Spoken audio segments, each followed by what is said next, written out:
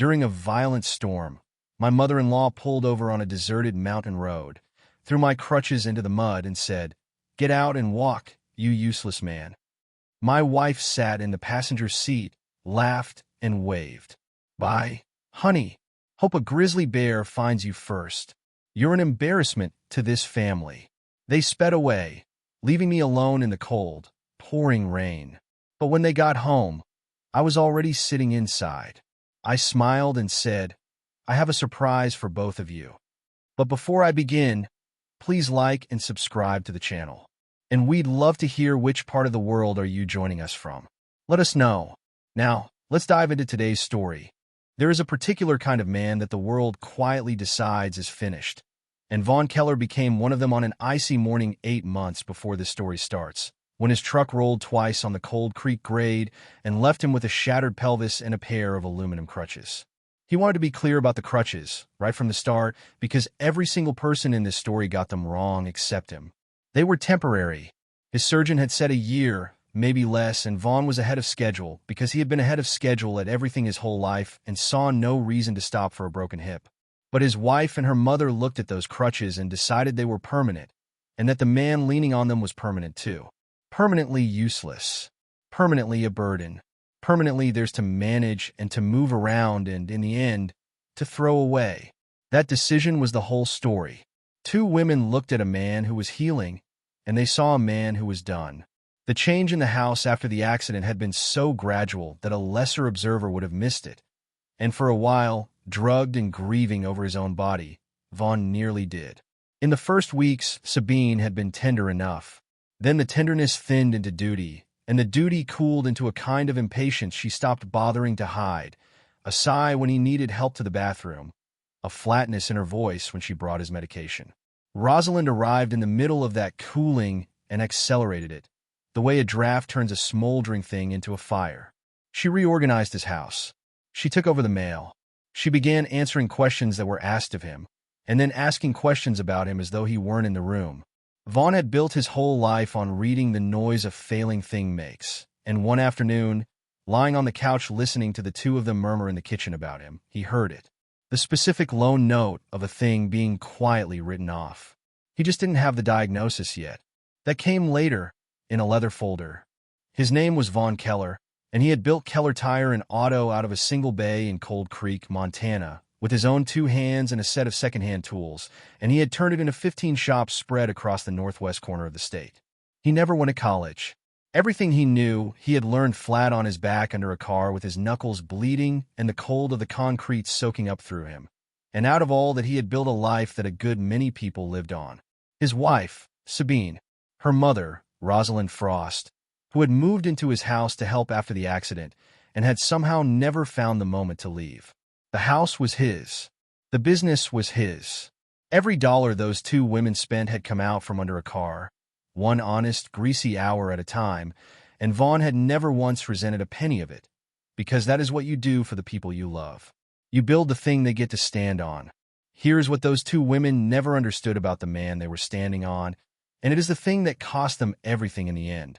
A man who has spent 40 years fixing broken machines does not panic when something breaks. He has trained the panic out of himself, because panic strips threads and cracks manifolds and gets people hurt. What he does instead is diagnose. Quietly. Completely. He listens to the whole engine before he ever lifts a wrench, because the noise a thing makes when it is failing tells you exactly what is wrong with it, if you have the patience to stand there in the cold and listen. So a month before the mountain road, when Vaughn found the paperwork tucked inside Rosalind's leather folder on the kitchen desk, he did not do what another man might have done. He did not shout. He did not throw the folder across the room. He did not confront his wife. He read it, standing at the counter, in the quiet of a house where everyone thought he was napping. It was a petition for conservatorship, a legal filing to have Vaughn Keller declared mentally incompetent, so that the control and management of all his affairs, the house, the 15 shops, the accounts, all of it, would pass to his wife and through her, to her mother.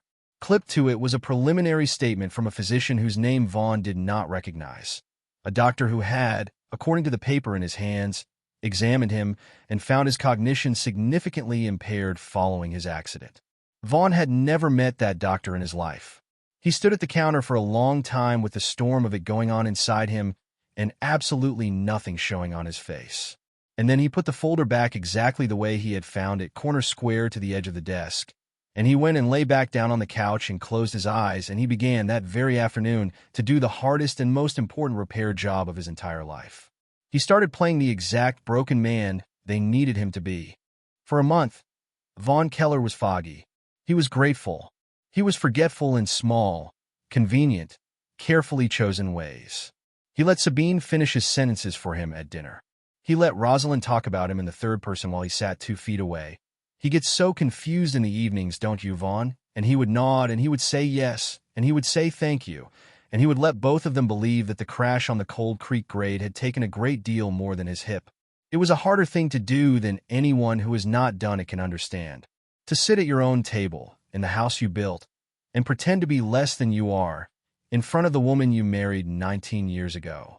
To watch her decide, meal by meal, that the dimming of you was real, and to see something that was not grief move behind her eyes when she decided it. Every night Vaughn lay in the dark beside Sabine and listened to her breathe, and thought about the folder on the desk, and did not sleep. And every morning he got up and put the fog back on like a work coat, and wore it all day.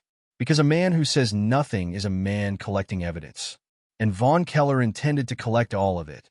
There was one evening in that month that he has never quite been able to put down.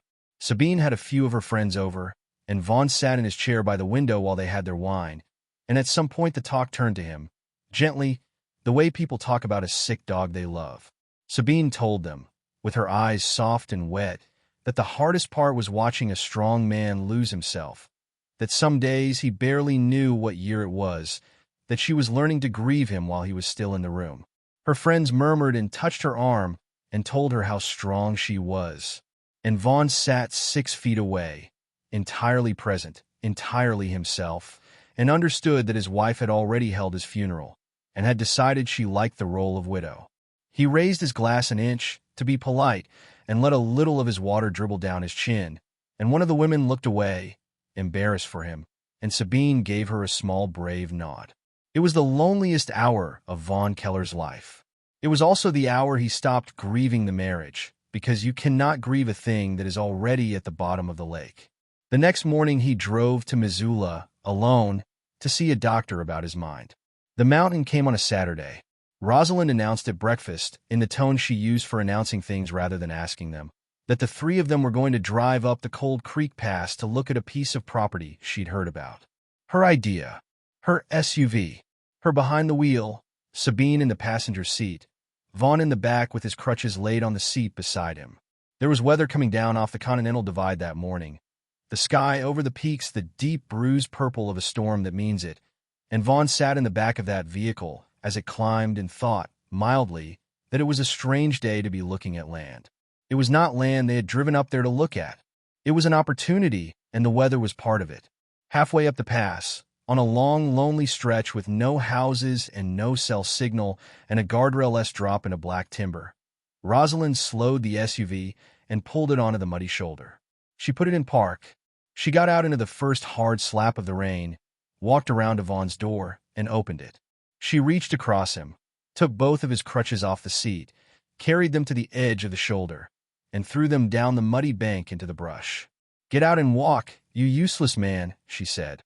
Vaughn looked past her, at his wife.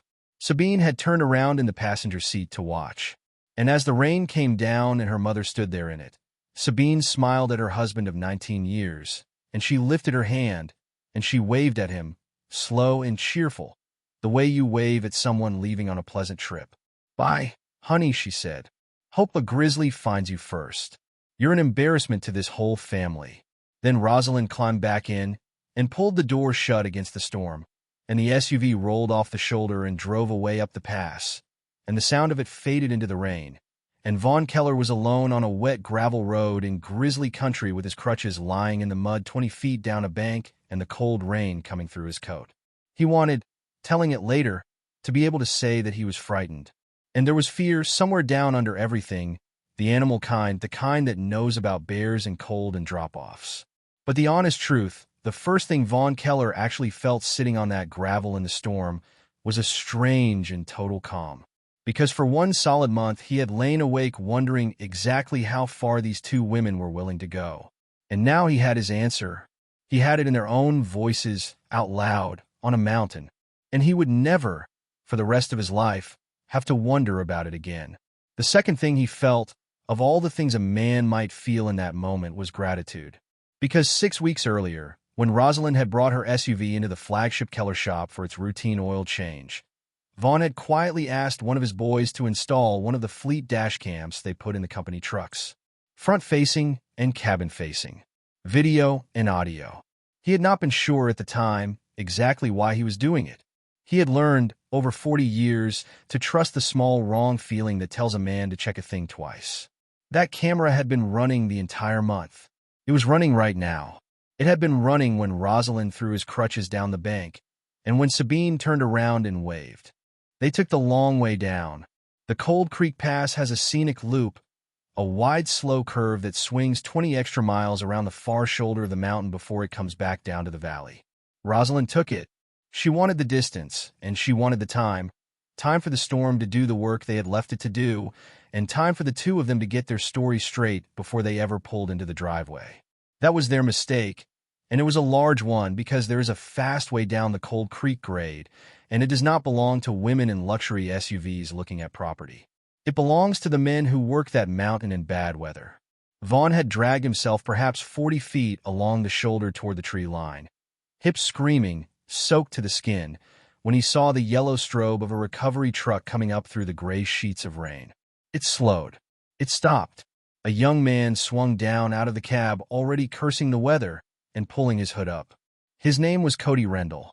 8 years earlier, Cody Rendell had walked out of the county juvenile facility at 18 with a record, no father, a mother working 2 jobs, and not one single business owner in Cold Creek willing to put his name on a payroll. Vaughn Keller had given him a job. Bay 3. Sweeping floors first, then hauling tires, then, when Vaughn saw the way the kid's hands understood a machine, running a lift.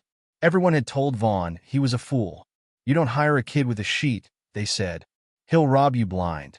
Cody Rendell had never taken so much as a shop rag that wasn't his, and he ran his own recovery service on that pass now, and he was, that afternoon, the reason Vaughn Keller lived to tell this story. Cody got about 10 feet through the rain before he recognized the soaked man on the ground, and Vaughn watched the young man's face travel from confusion straight into horror. Mr. Keller? Mr. Keller, oh my God. He was already stripping off his own coat and wrapping it around Vaughn's shoulders, down on his knees in the mud. What happened? Where are your crutches? Where's your car? Who left you up here? Who did this? Cody, Vaughn said. Son, I need you to do 2 things for me, and I need you to not ask me why until later. Can you do that? Anything, Cody said. Anything you need, Mr. Keller. Get me down this mountain the fast way, and let me borrow your phone.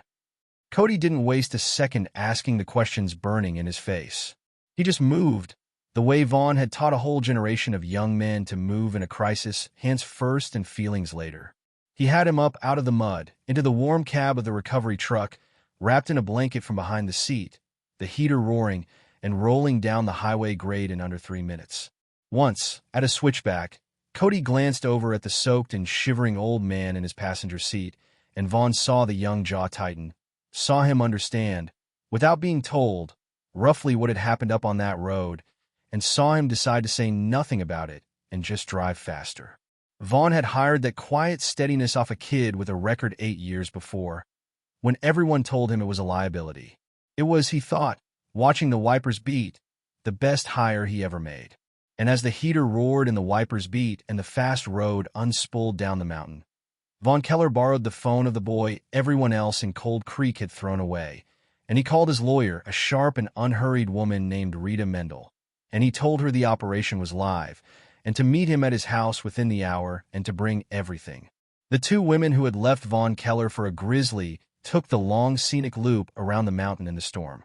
Vaughn took the short way down, warm and dry, driven by a young man he had once given a second chance that everybody swore he'd regret. He was sitting in his own living room, dry, changed into clean clothes, a cup of hot coffee going cold in his hand because he was too calm to remember to drink it, when their headlights finally swung across the front windows and into the driveway. They came in through the door still shrugging out of their wet coats, still laughing about something, Rosalind mid-sentence. Could be a day or two before anybody even thinks to, and then the two of them looked up and saw the man sitting in the armchair by the cold fireplace. Vaughn smiled at them. He had been practicing that smile in the mirror for a month. "I have a surprise for both of you," he said. He had never in his life seen two human beings recalculate that fast. Rosalind froze in the doorway, with one arm still in her coat. Sabine made a small sound, a little intake of breath. And then, in the space of about 3 seconds, Vaughn watched both of them arrive, without a single word passing between them, at the same decision.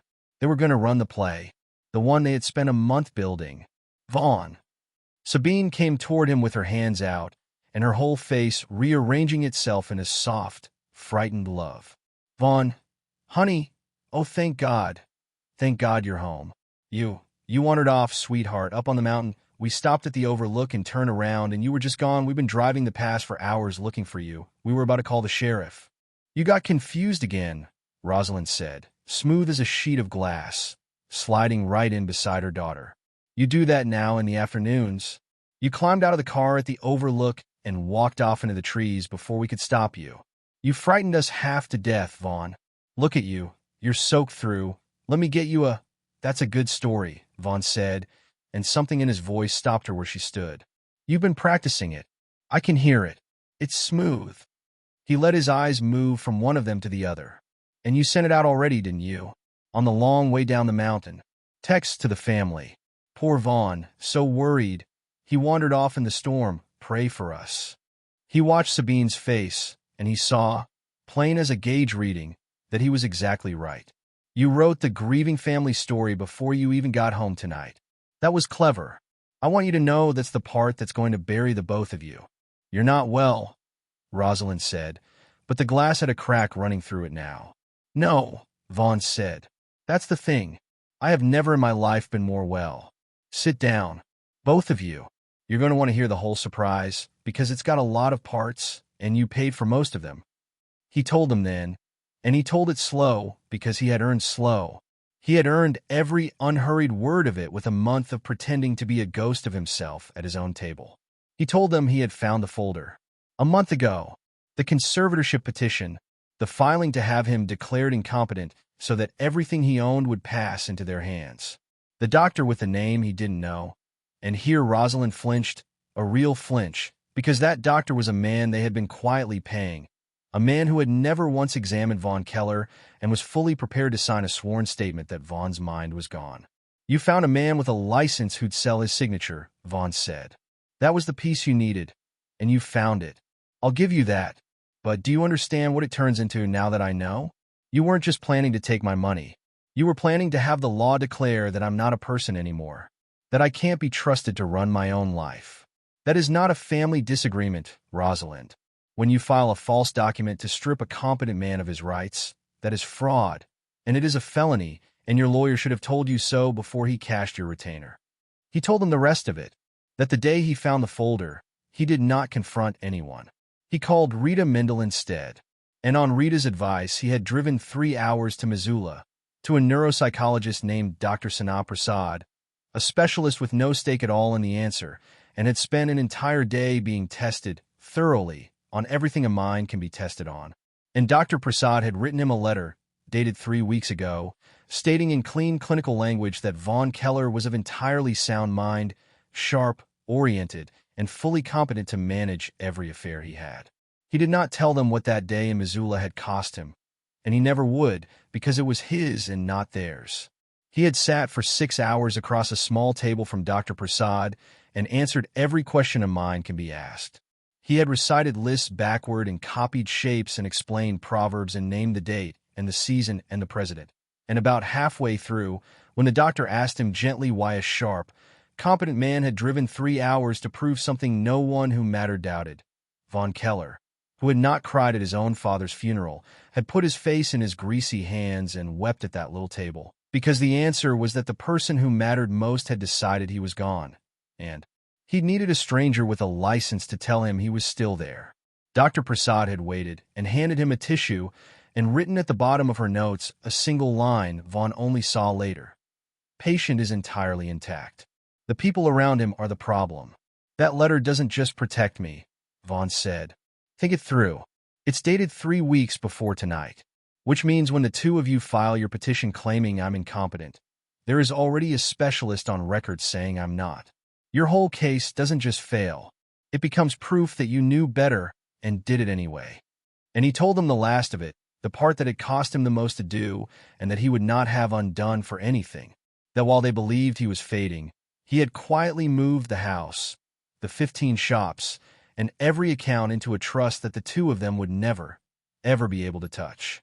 That he had spent a month watching them and listening to them, letting them believe every single day that he was slipping further away because people talk freely around a machine they think is broken, and these two had talked very, very freely. You spent a month, Vaughn said, sitting at my table, planning how to take everything I built off a man you were sure couldn't understand a word you were saying. And I spent that exact same month sitting right there with you, understanding all of it.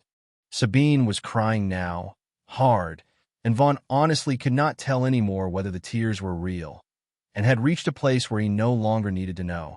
Vaughn, it was Mama's idea, all of it. I got pulled into it. I never wanted. I love you. We can fix this, please. We can still fix this. You waved at me, Vaughn said.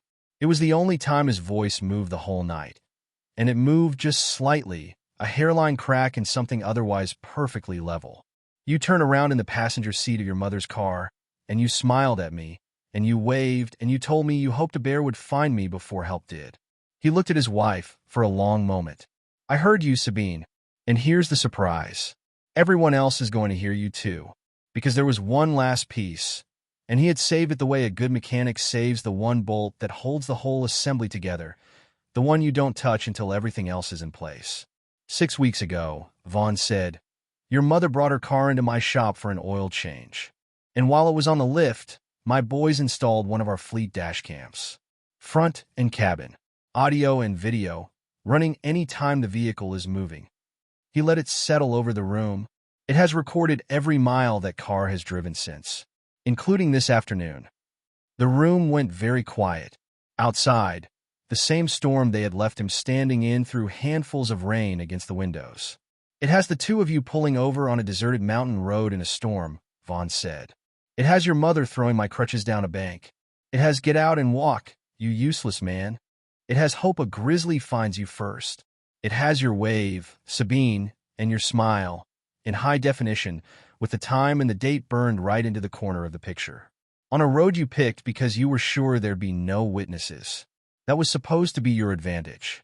He set the cold coffee down on the side table.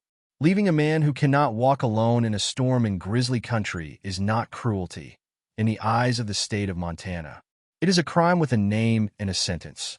And every one of those worried little texts you sent on the way home is a signed confession that you planned it before you did it. Rita Mendel came out of the kitchen then, where she had been sitting quietly the entire time, and she set her briefcase on the dining table, and she introduced herself pleasantly to the two women, and she advised them, as a courtesy, that they should not say another single word tonight without a lawyer of their own present. Rosalind Frost, who had run this family like a small private kingdom for 30 years, who had never in her life been at a loss for the cutting thing to say, stood dripping in the middle of the house that Vaughn Keller built, opened her mouth, and found that there was nothing there at all. People always ask Vaughn, when he tells this, why he didn't simply call the sheriff from the warm cab of Cody's truck, why he let them drive all the way home, why he sat in that chair and gave them the chance to lie straight to his face first. The honest answer is that he needed them to run the play all the way to its end. A recording of a mountain road is a powerful thing. A recording of that same mountain road, plus two women standing in a living room an hour later calmly inventing a story about a confused man wandering off into the trees, is something a great deal stronger than powerful. It is finished. He needed the lies spoken out loud, in front of Rita on the record, so that there was no walking it back in 6 months when the lawyers got clever. So he let them lie. And then he let the law do what the law does when a man hands it a case that is already complete. The sheriff's investigators watched the dashcam footage the next morning. Vaughn was told the room was very quiet while it played. There is no version of the words, "Get out and walk, you useless man," that survives being played back in a fluorescent office in front of a detective with a family of his own. Vaughn sat in on part of it, at the detective's request, to confirm what he was seeing. He watched himself on the little screen, small and soaked, sitting on the gravel in the rain as the SUV pulled away, and it did not make him angry the way people assume it must have. He had already felt all of that, up on the mountain, in the strange calm. What struck him instead, watching it back, was how ordinary the two women looked doing it. Rosalind threw a man's crutches down a bank with the same brisk efficiency she used to clear a dinner table. Sabine waved with the easy warmth she'd once used to wave him off to work. There was no monstrousness on their faces, no snarl, nothing a stranger would flinch at. That was the part that stayed with him. Real cruelty, he understood then, does not look like cruelty from the outside. It looks like people going about their afternoon. It looks like a chore. It came apart for the two of them the way a badly built engine comes apart, all at once and everywhere. Rosalind Frost and Sabine were both charged with criminal endangerment, because Montana takes an unfriendly view of leaving a person who cannot walk alone on a mountain in a storm, and with attempted exploitation of an incapacitated adult, which is the charge that fit the conservatorship scheme, and which was made considerably worse by the plain fact that Vaughn had never been incapacitated for a single day. The doctor they had been paying to sign the false evaluation lost his medical license and collected his own set of charges, because a man who will sell one lie has almost always sold others. And once the investigators knew where to look, they found them. And it was the women's own cleverness, in the end, that finished the job. Those grieving, worried, poor Vaughn texts sent on the long, scenic loop down the mountain were pulled from both their phones with a warrant, and the timestamps on them proved beyond any argument that the two of them had written the story of Vaughn's tragic disappearance before they could possibly have known whether he was alive or dead. You do not compose a man's eulogy while he is still supposed to be out there somewhere on the mountain, unless you fully expected him never to come off it. The cover-up did not hide the crime. The cover-up proved they meant it. The conservatorship petition, of course, had died the instant Dr. Prasad's letter reached the file. You cannot have a sound man declared unsound when a specialist has already put his soundness in writing 3 weeks before you filed. 2 years of Rosalind Frost's careful planning collapsed onto a single sheet of paper that she had never known existed. Sabine tried the victim role one final time. In the divorce, a frightened, overwhelmed wife, led astray by a domineering and frightening mother, a woman who had never truly meant any real harm to anyone. It was a good performance. It might even have worked on somebody who had not already watched the dashcam. It did not work on the judge who had. The prenup Sabine had signed 19 years earlier, laughing, certain it would never once matter, because back in those days Vaughn was useful and adored, and building something she wanted to stand on, held exactly as it had been written. She left the marriage with precisely what she had brought into it. The house stayed his. The 15 shops stayed his. The trust held like a good weld. She had reached out for everything Vaughn Keller ever built, and her hand had closed on nothing but the consequences of reaching. Rosalind lost the one thing she had ever truly valued, which was never the money and never the house.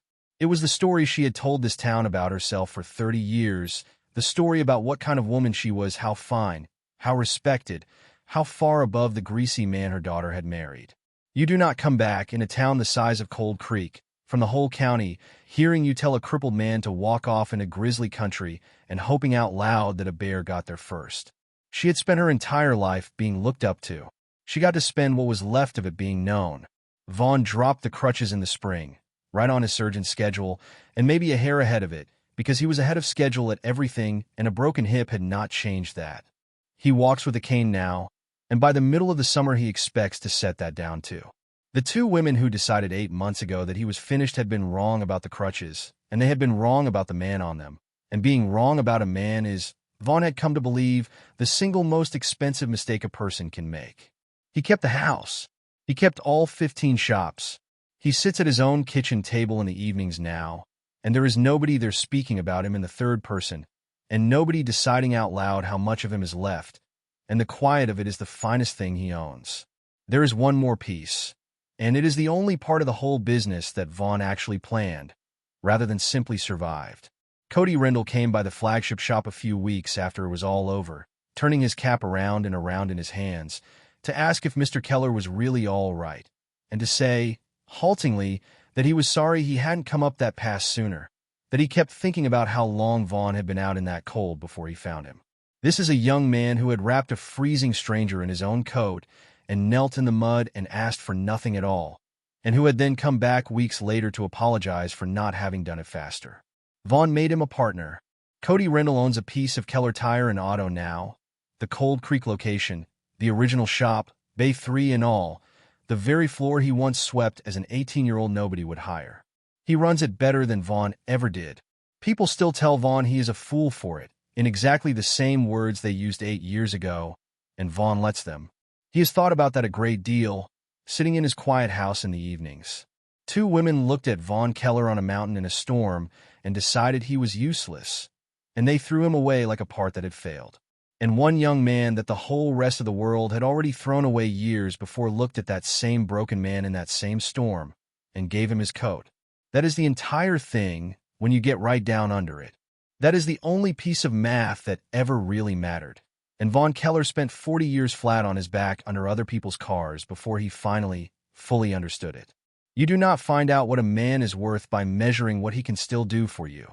You find out what you are worth by what you are willing to do for the man who can do nothing for you at all. The 2 of them measured Vaughn on that mountain, coldly and carefully, and they got his number badly, badly wrong. But the number they were really reading, the entire time, leaning over him in the rain with his crutches in the mud, had never been his.